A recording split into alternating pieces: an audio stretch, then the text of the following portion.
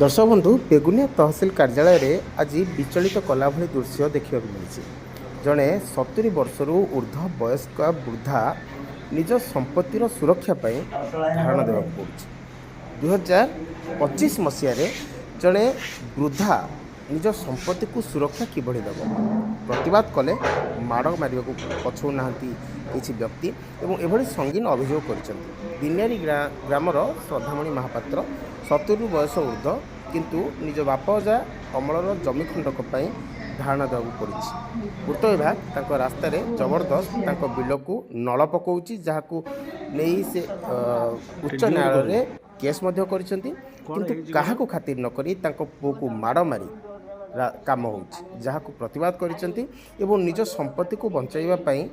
आज बेगुनिया तहसिल कार्यालय राति पर्यंत पाखापाखि 7टा पर्यंत 6:30 पर्यंत धारणा बसता देखा मिली। एवं धारणा अच्छी कि नहीं मु तो कहीपरूनी किंतु निज संपत्तिर सुरक्षा एमती धारणा केते यथार्थ ये माँ सतरे कौन ए बयस धारणा दबार शुणु माँ कौन कहते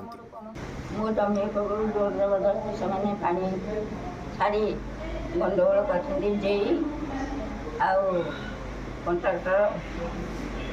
गार वीडियो आपत्ति करने सत्वे से कौन